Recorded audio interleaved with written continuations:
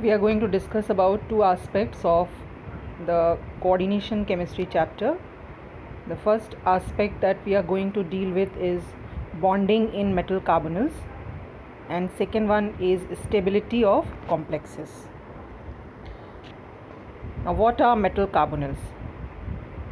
Now, metal carbonyls are actually a group of compounds that belong to the category of organometallic compounds. Now, what are organometallic compounds?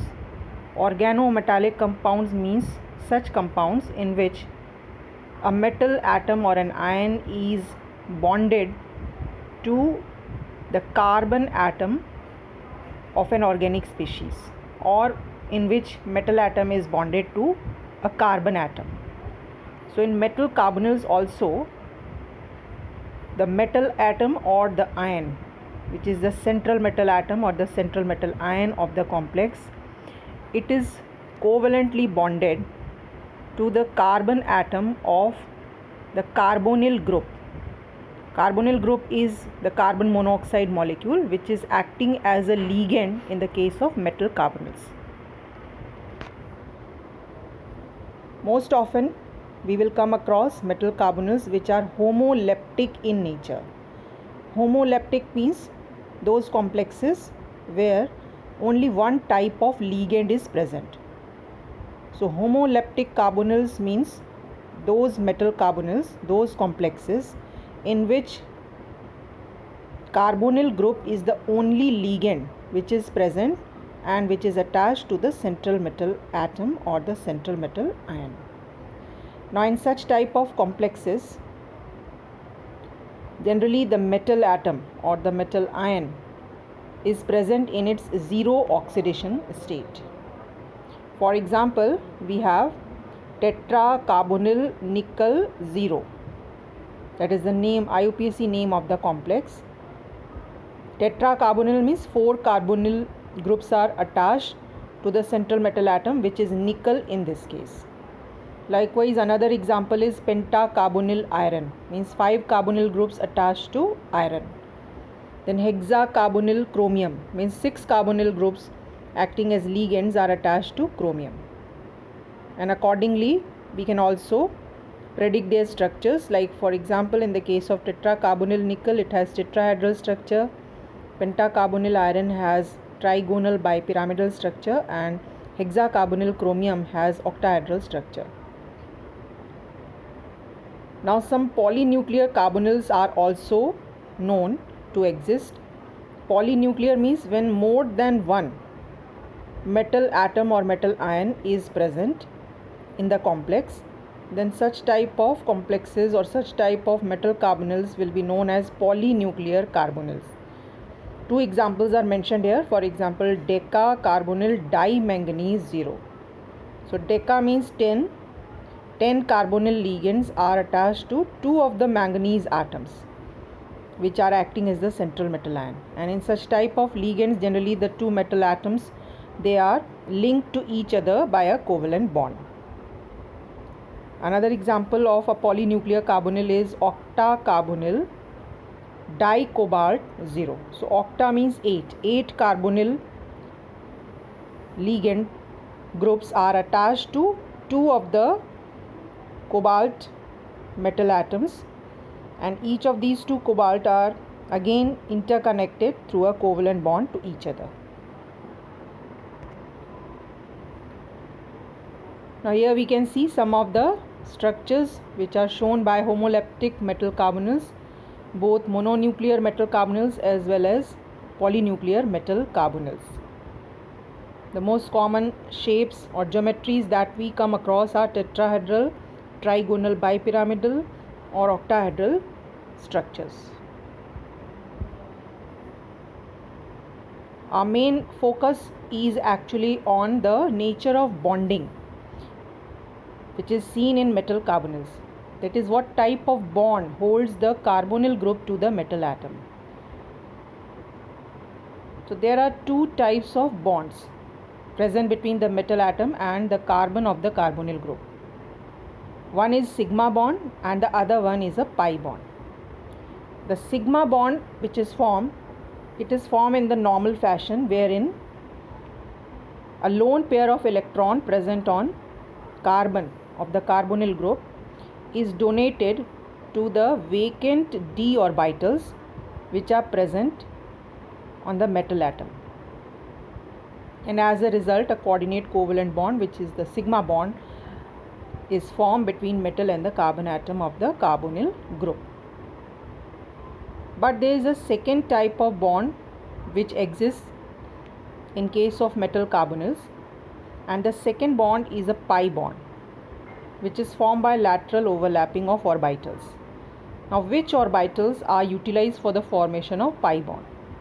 So in this case, there are some filled d orbitals present on the metal atom.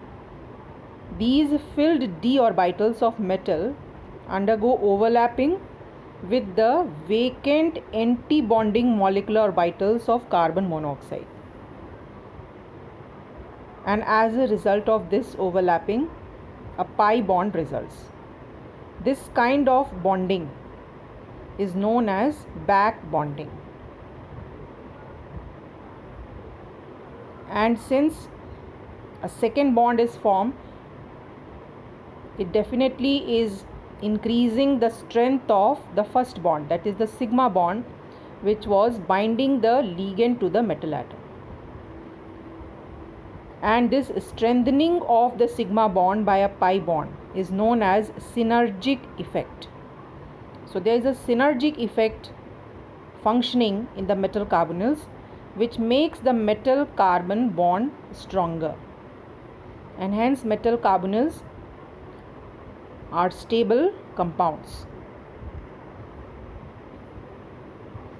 Now in the figure you can see how that synergic bonding, that is formation of both sigma as well as pi bond, is taking place. Sigma bond, as you can see, the direction of donation of electron pairs, that is the lone pair of electron, is from carbon towards the vacant d orbital of metal. And when the pi bond is formed, the direction of the arrow is from the metal atom to the carbon atom of the carbonyl group. So electron pair is present in the filled d orbitals of metal, and they are being shared by the vacant anti-bonding, that is pi star molecular orbitals present on carbon monoxide. And since the bonding is taking place in the reverse direction than the expected direction of electron donation for formation of a coordination compound, therefore the term back bonding is used for it.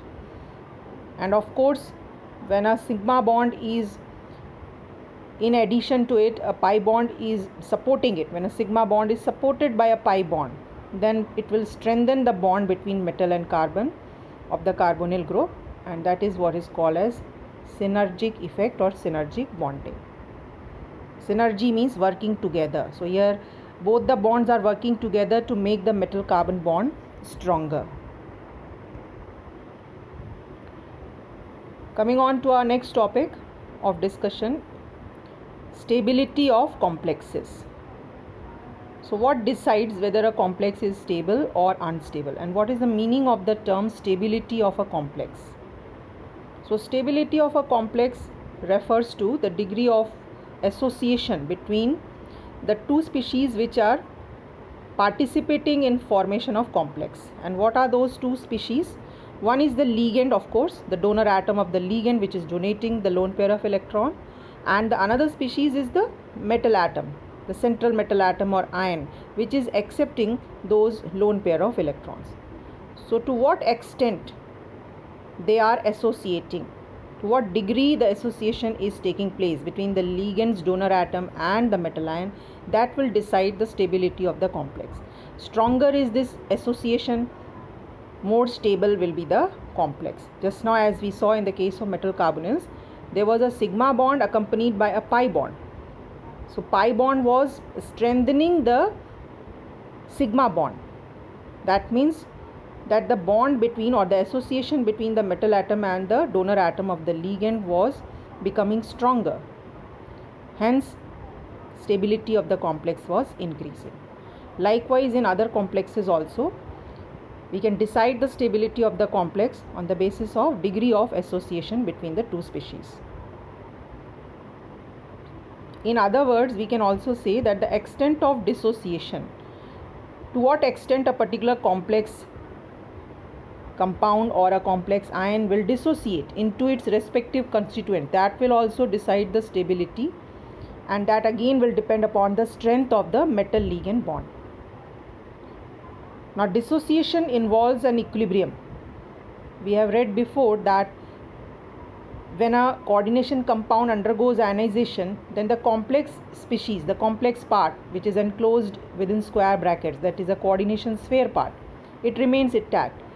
The constituents do not separate, but to some extent they may undergo dissociation.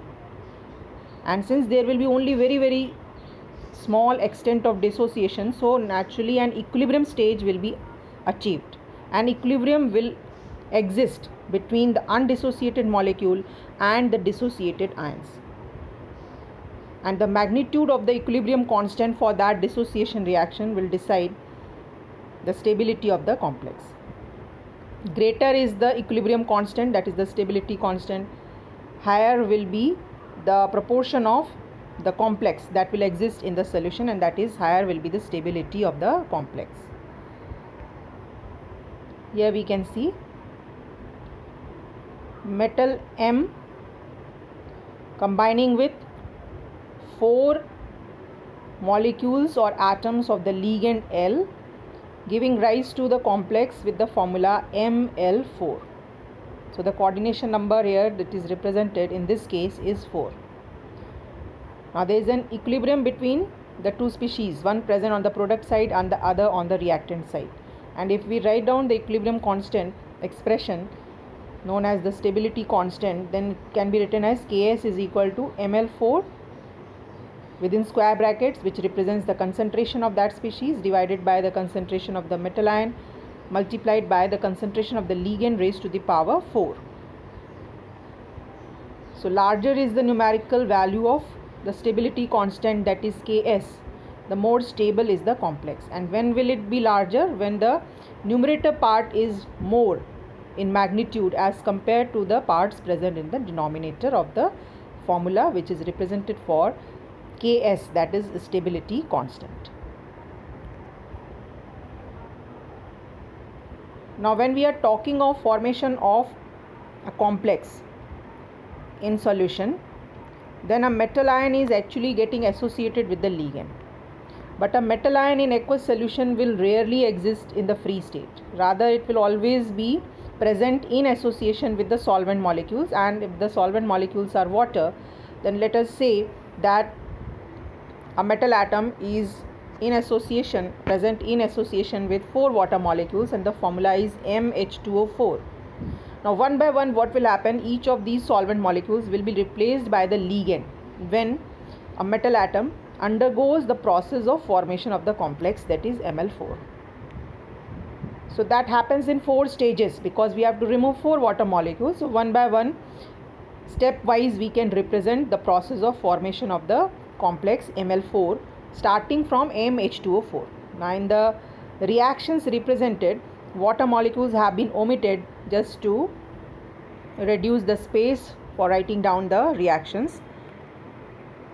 So in the first step, one ligand is getting attached, means one water molecule is coming out. Then in the second case, another ligand molecule is entering into the complex, so one more water molecule is removed, and likewise third one, and then all the 4 water molecules will be replaced by the 4 ligands, and we will get the final formula as Ml4.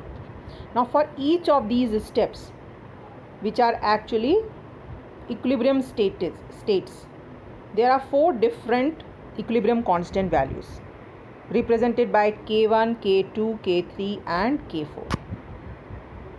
And these K1, K2, K3 and K4 values are actually referred to as the stepwise stability constants. And we are talking of formation of the complex from the metal and its ligands in several steps.